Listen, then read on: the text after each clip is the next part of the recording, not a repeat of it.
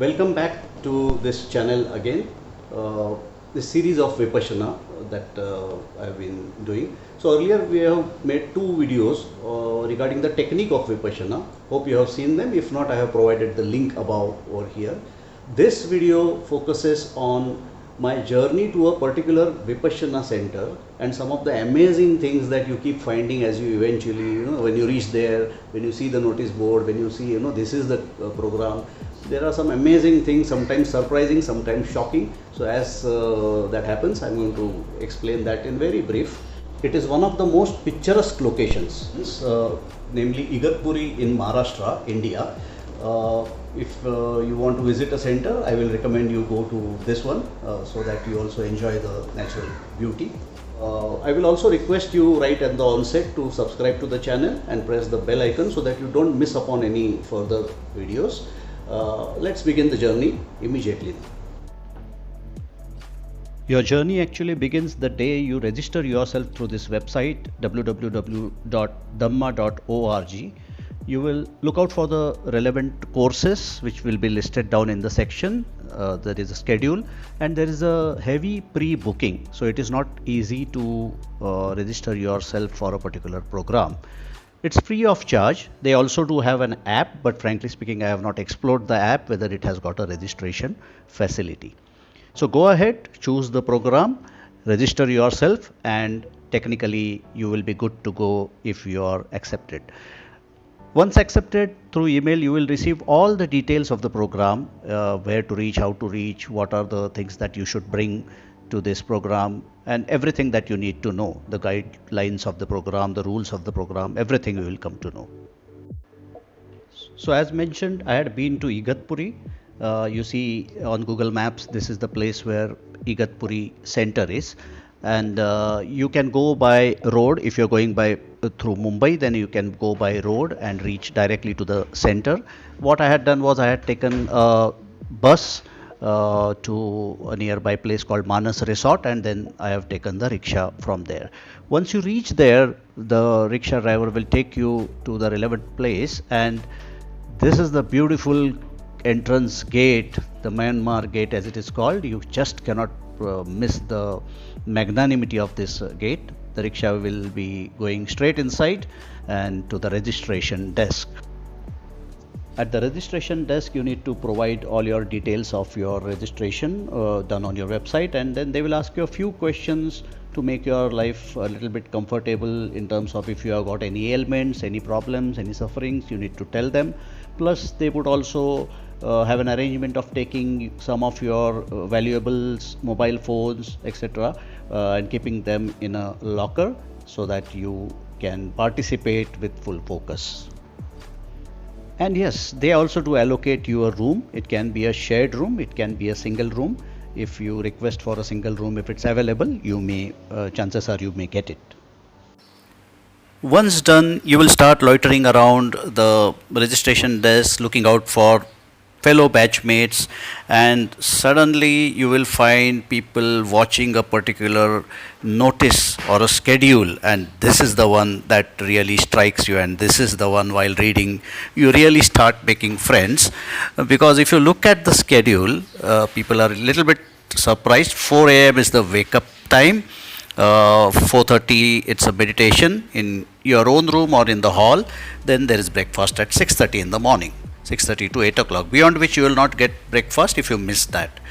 Then 8 to 9 group meditation in the hall, 9 to 11 again meditate in the hall or in your room. So wherever it is written in your room, it is highly recommended that you do it in the group itself, because then the seriousness increases. 11 to 12 is the lunch break. Let me tell you that they have got a very good self-sufficient canteen which is supported by volunteers who are not getting paid. It is a service-oriented kind of an approach where you will get a lot of things unlimited. So it's a myth that the food is less or something that people keep on hearing, that we get less food out there. Nothing like that. It's unlimited food. Having said that, I will jump to the little bit tricky part where people are a little bit taken aback, some of them. 5 to 6 is the tea break, and if you observe after that, There is no dinner break. So technically 5 to 6 is the last meal that you get. But you get sufficient, unlimited quantity even during 5 to 6. Frankly speaking, your day winds up at 9:30. In fact, you are in bed and the lights are off at 9:30. Your whole day sitting for doing Vipassana. So you really do not need anything to eat beyond 6 o'clock. And I have experienced this, that you don't even feel hungry after that kind of a break.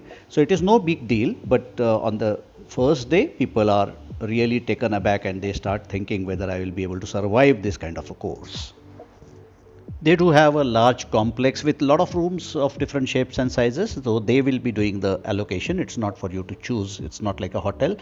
But let me assure you, the rooms are really neat and tidy. They may not be luxurious rooms as any kind of a suite or a hotel, but these are quite comfortable rooms. You have to maintain those rooms. Maybe you will have to use the broom to clean it up, or whatever ways in which you have to clean the room, you are responsible. If you see how do you wake up in the morning, there will be people coming outside your room with a small bell giving you a small signal. So you really do not need any alarm system.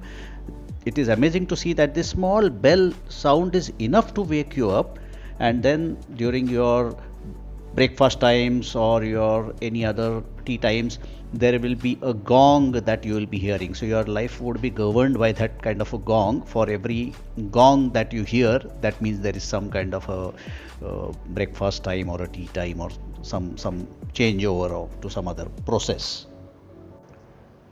So this is how the canteen looks like, where there will be ample volunteers and people ready to serve you.